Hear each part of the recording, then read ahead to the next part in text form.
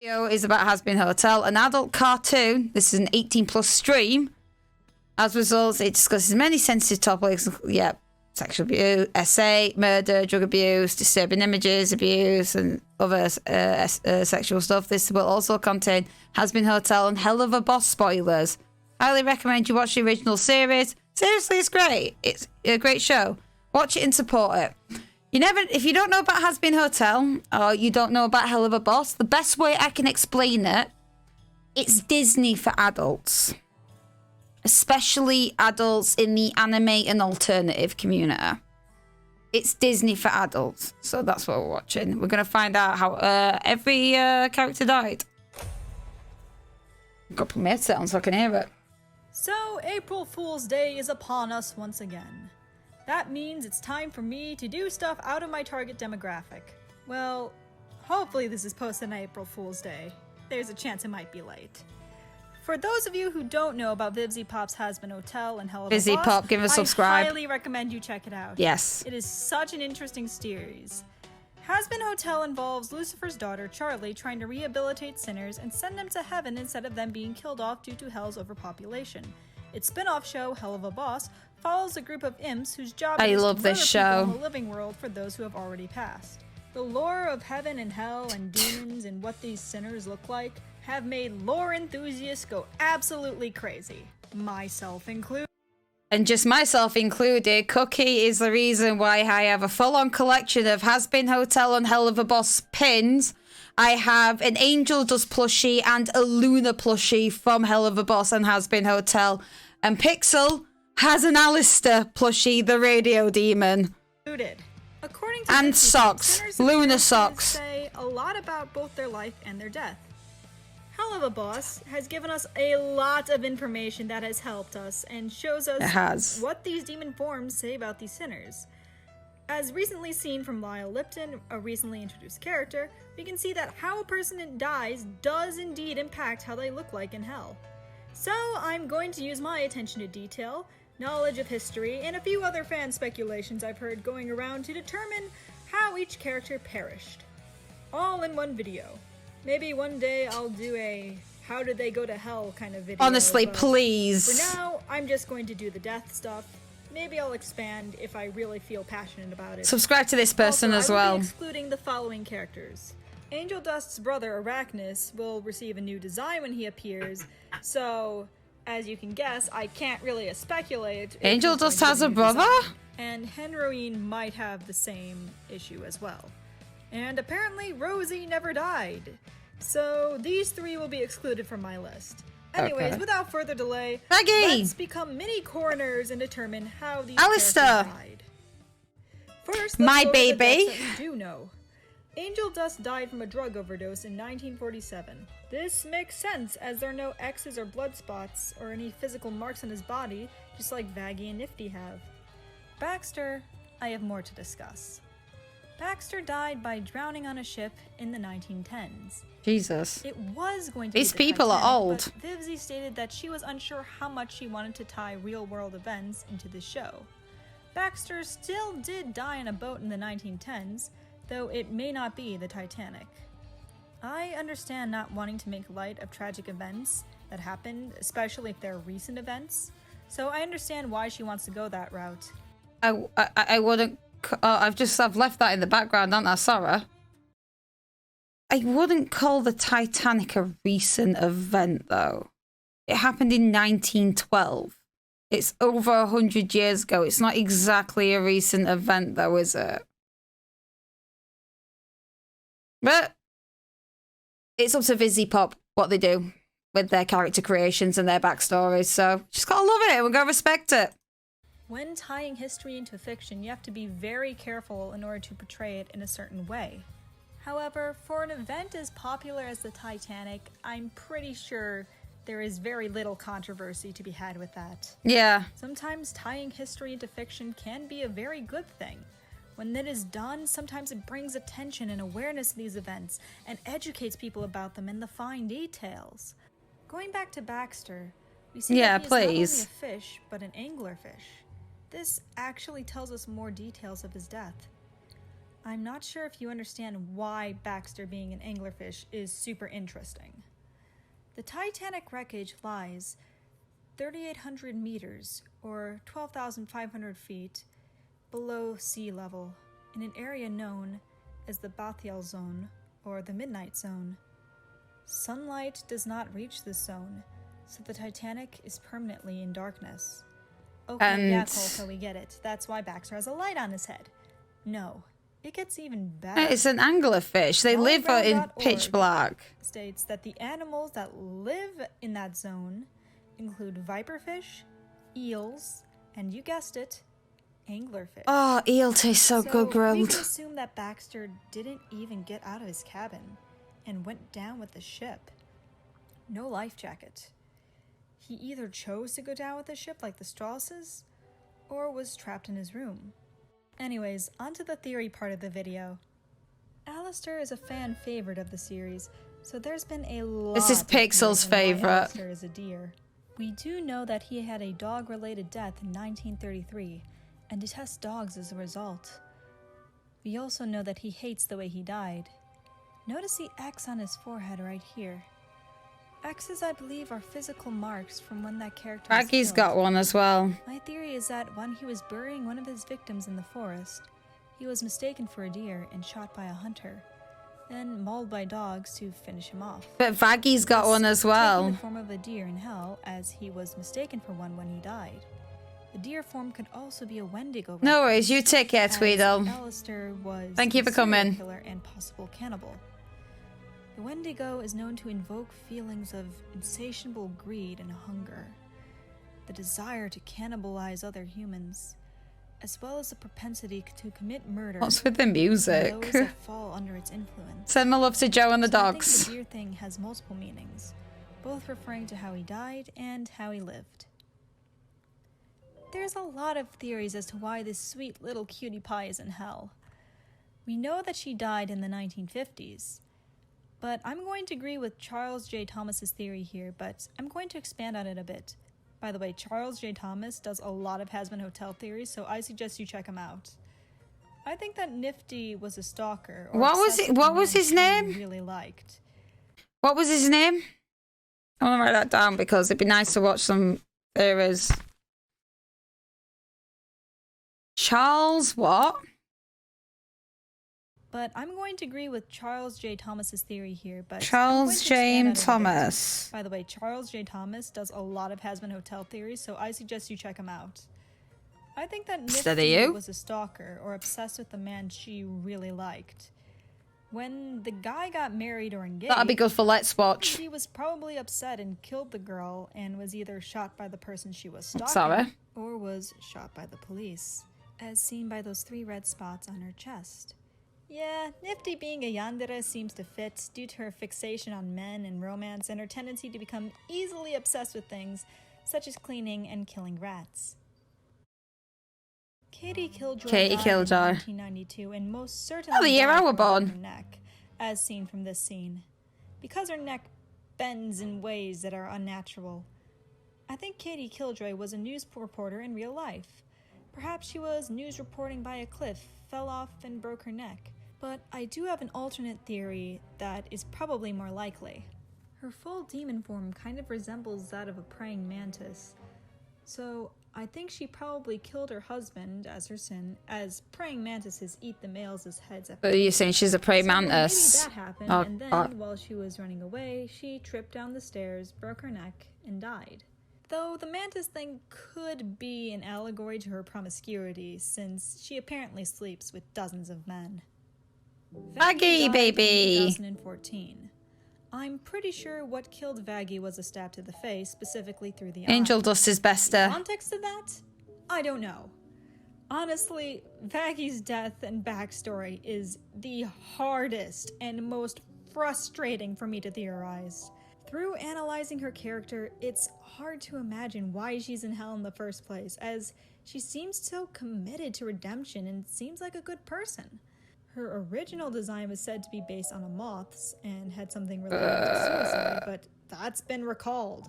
So we don't know what creature she's supposed to be based on either. When they said moths, I'm terrified of moths. The frustration with this character.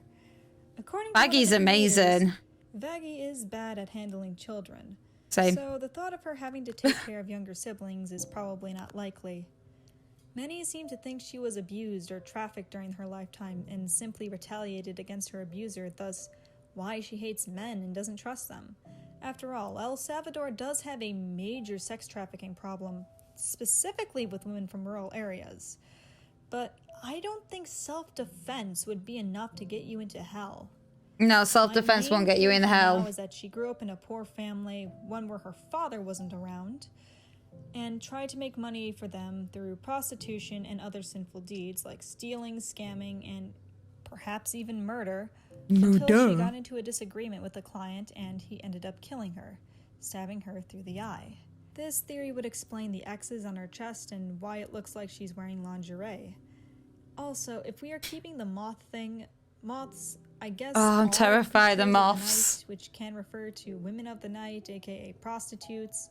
This sounds like a stretch, but when you think about the other moth demon that literally runs the porn industry in hell, yeah, it doesn't seem like that much. And we don't really have many backstories on Hazbin lot. Other theory that I have, though, and that is that Vaggie was forced to be an assassin. You know, like a Maki Harukawa. Or she used to lure people into deadly scams. That's the only way I can explain her proficiency with weapons. I know it's not as dramatic Vaggie's or babe. tragic as many were expecting, though. But it would make sense if she got stabbed in the eye from something like that, and Vaggie's babe would absolutely explain why she's in hell. If this is the case, then she probably died when someone tried to defend themselves from her. I really want to check out this person after Died this. in the 1970s, Husk! most likely of alcoholism. Seeing that he has no marks to indicate wounds on his body, and it just fits with this character. It does. So I think it's a very safe bet. Mimsy is a character of mystery. See. She was probably a movie star since there are film reels in a lot of her Yeah, old we art, mims her. she probably did a lot of sinful things to get to her goal. Since there are no marks on her body, it's hard to determine the cause of death. But there are what appear to be teeth marks on her dress, so I theorize that her Angel Dust is my babe. I love Angel Dust. She died of a drug or an alcohol overdose. I think she died consuming something to excess. Like a lot of them did back Tom then. Trench died in the 1910s during World War I. Gases used during World War I including chlorine, mustard gas, bromine, and phosgene. And the most prolific user of gas warfare was the German army.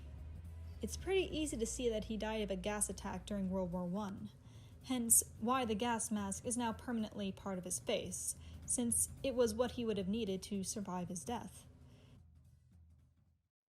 Serpentius died in 1888. Okay. I don't think that there's any debate. So the youngest is Vaggie so I far. think most everyone can agree it was an invention failure. Serpentius was an inventor in his life. Then something exploded when Serpentius fucked up, and now he's dead. I think that's all there is to it. That's one way, yep. Moths are known to be creatures of the night, Oh. and so are prostitutes. Goth girl, I that's would like terrified to the think that moths. Valentino was just as promiscuous on Earth as he is in hell. Since there are no visible marks, I think he died of syphilis or some other STD. Since he looks like he died of the 1980s when safe sex wasn't much of a thought in the 1970s. I think Velvet's main sin was vanity, and she paid the price I for love it her since hair. She seems obsessed with her appearance. I Same. really like the deer from Blue Raven 666. That Not when said I'm that streaming, she was though. texting and driving, but I think that she was looking in the mirror or doing her makeup while driving, since she kind of looks like a clown. Because of this, Velvet killed others and herself due to this negligence. Okay. Vox Vox. died in the 1950s. Vox was probably a TV host in his lifetime, hence But it's the a big flat TV. screen Though in the It would be 50s. funny if he was just a random TV salesman and got crushed by a TV by accident. And now he's an overlord of hell. Yeah. That would be interesting. But it's a flat judging by his screen. suit, he was probably a TV host. His death was probably an accident on set. like a stage light falling on him. It just seems to fit. What if someone did drop a TV on his head? Okay, now that would be funny. Cherry Bomb died in the 1980s in Australia. Judging by the X on her chest, she was probably shot in the chest at an anarchist rally during one of her tirades. Oh, I love Cherry Bomb. As seen in the official art, the X isn't just stylistic in this case, but it is a part of her body. I would tie her to some historical event which would help determine the cause of death, but Vivzy is specifically staying away from that, so I'm out of luck. She was probably doing something dangerous, something involving endangering the lives of others, most likely through explosives, and authorities, trying to take her down, shot her. I don't think the X on her eye has anything to do with her death, but rather a fixation on extreme actions. Yeah. Also, we see this exact trait in Hunter, so I think this is just a design thing rather than an indication of her death. Don't look too much into it. I'm not sure if Criminy is a hellhound or a sinner, but I'm going to do a theory for her anyways. If she is a sinner, it would be cool if she was. Can we have a hell of a boss next time? Because in life, she was like not Luna. a bitch. I think that would be a good pun. I mean, you have Angel Dust and his family's web of crime, so they're all spiders. Maybe Criminy's just a grade A bitch. If she is a human, it's really hard to determine her death. But since it's the 90s and she's a rebellious delinquent, I'm going to say car accident from reckless driving, but it's just a guess. Travis is probably in hell due to infidelity, but how did he get there? Well, since we don't see any marks on him, maybe Travis just died of old age? Or alcoholism? Maybe he just had a natural death? Maybe it was a disease or something. Not everyone has to have a dramatic death, guys. Nah, no they don't. And that's about it. If you want me to do other videos on this topic, let me know. Otherwise, let me know if you like my theories and want me to do more stuff on Hazbin Hotel. I'm subscribing. Keep on studying. Coco Cat. Give her a follow and subscribe because that was pretty cool. And the other one I wanted to check out.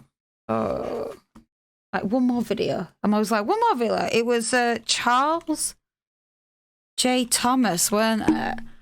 And they did, oh my god, Choo Choo Charles! Choo Choo Charles in animation! Why am I getting a lot of Choo Choo Charles? There's a lot of Choo Choo Charles.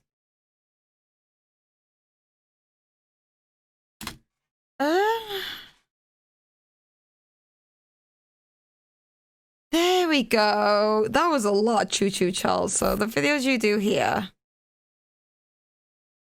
There's a playlist for Hazbin Hotel. Old theories, adult shows, so Hazbin Hotel and Hell of a Boss. So they do actually have a full-on playlist. They're 5 to 7 minutes as well, so we should be able to watch a couple. Right, 5 minutes. We'll do one video, and I've subscribed to this person so we can come back to it, actually. So we'll watch the first one, which is How Hell of a Boss Deconstructed a Lovable Sex Maniac Analyst. And it's Charles J. Thomas. And this is going to be the first video. And I think... So a way to save this. Yeah, save playlist. I'm saving this playlist to library because we are going to go through this playlist on Friday. We're going through this after I've done... It's Bioshock 2, then it's Stardew Valley, then it'll be Let's Watch after that, and I think we're going to go through these videos, but we're going to check the first one out to see if it's good first.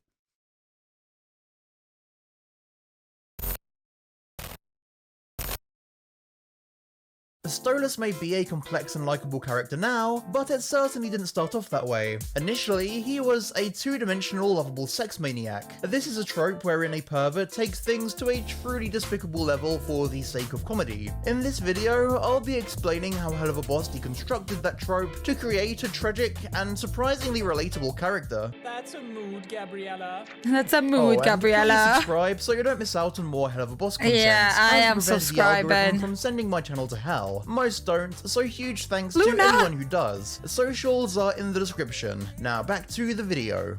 Before we get into what makes Stolas a deconstruction of a lovable sex maniac, I first need to explain what makes a character a lovable sex maniac, as well as what it even means to deconstruct the trope. The sex maniac part of the trope, of course, comes from the character being perverted to the most extreme, degenerate level possible. It can be as tame as being obsessed with pornography, but at its worst, it can manifest as outright sexual harassment of the sex maniac's target of affection. The lovable part comes from the deplorable behavior being treated as funny or charming instead of nasty as it would be in real life. If you tried fucking my little ass in that park, I swear to you are so cute when you are serious. So what does it mean to deconstruct the trope? In the literal sense, deconstruction is the act of taking something apart. To take apart a trope means to strip it to its core elements and explore how they hold up in other contexts. Typically, this means exploring how a trope would work in the real world. However, in the case of Hell of a Boss, the show deconstructs the lovable sex maniac in the fictional setting of hell, but it still deconstructs the trope by playing it out how it would in real life. Though with that being said, the context of this show does mean that you shouldn't take it too seriously. After all, these characters kill people for a living. So while Stolas' actions should be treated as wrong, he shouldn't be judged with real-life morality. Finally... But that's the issue, isn't it? Like, when things are satire and it's just a show, just to make it a joke, people do judge it with real-life morality. This is a full-on... There's a reason why these characters are in hell in this show, because they are not nice people. So anyone that obviously don't like anything like this, warning, just come off the stream if you don't like stuff like this. But Hazbin Hotel and Hell of a Boss is absolutely amazing. It's a fantastic show. Like I said, it's like adult Disney, and they're in hell for a reason. They have backstories, so what do you expect when they're in hell? How does this all apply to Stolas? When he's first introduced, Stolas is a textbook lovable sex maniac.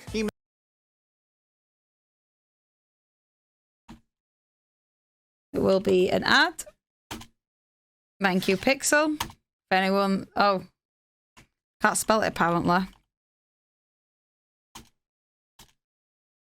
Yeah.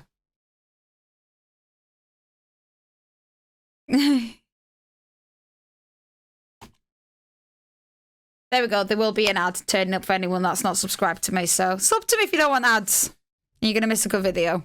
Makes Blitz extremely uncomfortable with verbal sexual harassment, and we even find out that he uses his grimoire as leverage in order to get Blitz to sleep with him. To make matters even worse, he did so while married to Stella. Arranged marriage or not, they had commitments to keep, and this was a shitty thing to do. However, it's all played for laughs, and Stolas, at the beginning, doesn't really face consequences for his actions. I mean, sure, it gets Blitz angry, and Stella yells at him for cheating, but this is all very clearly meant to be funny. Just as the show started off as a very simple, straightforward black comedy rather than the dramedy it became, Stolas and even Blitz seem to have no real complexity to them. They're demons, the show is a black comedy, so being evil is just what you expect from them. Yep. It isn't until episode 2 where the show starts to play with our expectations for these characters. Stolas is trapped in a loveless marriage. We see in the past that he and Stella have never been that close, and whether it's because it was arranged or not, it's clear our lovely horny owl has become depressed as a result. He sings about how he thought love would be fun, and how he used to be bold, and how now the only thing worth living for anymore is his daughter. However, even his relationship with his daughter has had a strain put on it due to the constant fighting with his wife. I just want to go home, but home doesn't even feel like home anymore. You ruined it.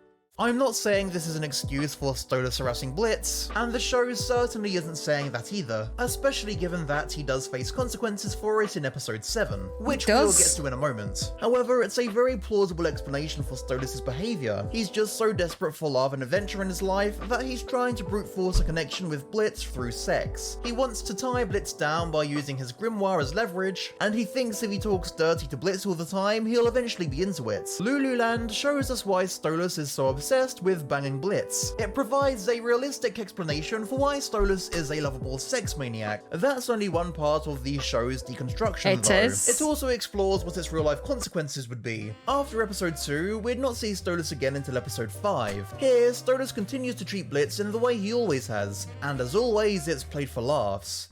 Good luck to you all, especially that sexy little one there. Yoo-hoo, Blitzy. In episode 6, we'd even see some form of reciprocation for Stolas' feelings. Oh, please do. Oh, I think he cares. And Blitz made a move on him. However, this is most likely a knee-jerk reaction to hallucination Stolas asking Blitz if he's afraid of loving people. And finally, in episode 7, we'd find out that Stolas wasn't as successful in his love quest as we'd thought. In this episode, Blitz is very cold and distant from Stolas. While it's obvious Blitz has feelings for him, evident by his hallucination from episode 6, and the photo he keeps of Stolas, it's quite clear from this scene that he never really planned on dating Stolas seriously. The reason for this? He says it quite explicitly. He doesn't think Stolas has any interest in him outside of wanting to bang. Stolas, don't act like what we have is anything but you wanting me to fuck you, okay? You make that really clear all the time. I personally love this moment because it recontextualizes the entire show, shedding a different light on all those times where I need to Stolas made rewatch Hell of a unsolicited sexual Boss. advances. Blitz didn't brush them off, they made him feel devalued as a love interest. This is the exact moment where the lovable sex maniac trope went from played straight to a true deconstruction. Like this